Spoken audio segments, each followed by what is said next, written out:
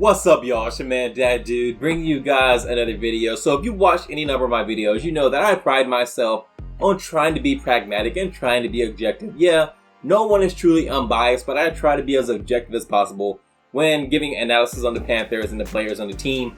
But I gotta admit, I've been someone who, for most of the season, once I realized this team just wasn't going to compete, or I didn't think they were going to compete, I was in favor of focusing on the upcoming offseason, getting the quarterback of the future, whether that be through the draft or through some other means, and rebuilding this team and planning for the future, getting a new coach, a new quarterback, so on and so forth. But now that this team, I think they've been in playoff contention technically for a while now, but now that there's only 2 weeks left in the season, this team, if they win out, they're in the playoffs. Just know they don't have to rely on somebody else. If they win out, they beat the Buccaneers, they beat the Saints, they're in the playoffs. Now that that's the case, it's hard for me not to root for the Panthers to make the playoffs. As a fan, I always root for them to win the games while I'm watching the games. But, I try to be pragmatic and see what the best case scenario is for the team, going forward. You try not to be a prisoner of the moment.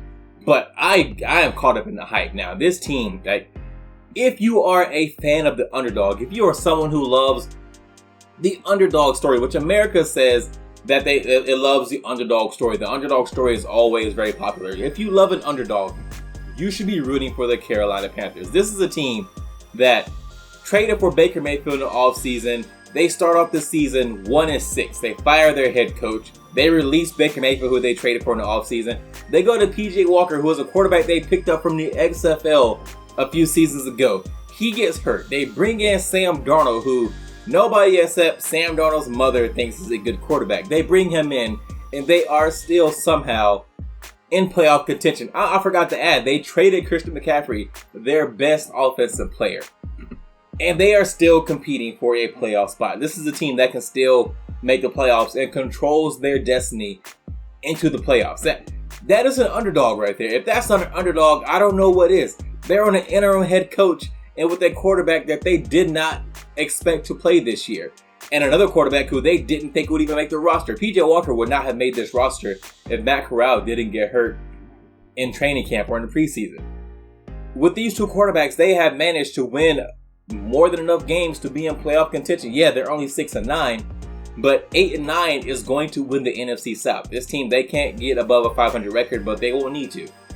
If they make the playoffs, they will host a playoff game. That sounds so crazy to say, given where this team started. This team is able to host a playoff game if they make the playoffs. That is an underdog story. If you like the idea of the underdog, you should be rooting for the Carolina Panthers. Again, I have been someone who has said this, once I thought the season was a lost cause, it should be about getting the quarterback of the future, getting your head coach of the future, and planning for the future. And I still think it would be smart to spend a lot of time planning for those things. But now that the team has won 6 games, and they're right now, I think they'd be drafting 8, but they're towards the bottom of the top 10. They're not really a contention, I don't think they'll be a contention for one of the top quarterbacks coming out in the draft this year. Once that became evident, why not root for this team to win as many games as possible, get into the playoffs, and once you're in the playoffs, anything can happen. If you get in, maybe you make a run, maybe Sam Darnold, I don't know, maybe he just channels his inner Joe Montana or something, and he becomes a good quarterback in the playoffs, or maybe the running game just manages to dominate throughout the playoffs. We don't know. Once you're in there, anything can happen.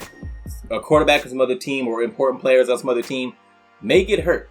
Once you're in the playoffs, you're just in, and anything can happen. So I am rooting for this team now to win as many games as possible. I've always been rooting for the team to win on Sunday. It's just that, Monday through Saturday, it seems like it might favor the team more to lose. But once the games are on, I'm a fan. I root for my team to win. It's hard for me to root for them to lose. Now I'm all in on this playoff push. I am all the way in on this team making the playoffs, and this team making some noise once they get in the playoffs. The game this coming Sunday against the Buccaneers is so important. It's so great to have your team playing games that matter. If you would have asked me 5 weeks ago if the Panthers would have any games this year that really mattered, I would have said no.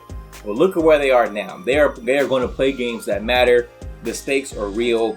The fans have something to be hyped about. This team could make the playoffs. given where the Panthers were not too long ago when they were 1-6, they just fired Matt Rule. They were benching Baker Mayfield in favor of PJ Walker. Like, I don't think anybody thought this team would be here, you know, a month or two later. I certainly didn't. But here we are, and I am here for the ride, because whether they make the playoffs or not, whether if they get into the playoffs and lose in the first round or not, it is just great to see the team that I root for, the team that many of y'all root for, play games that matter. That's a wrap for you in this one, guys. If you enjoyed this video, go ahead and hit that thumbs up. And if you're so inclined, subscribe and leave a comment. I respond to almost everything. And I'll see you guys in the next one.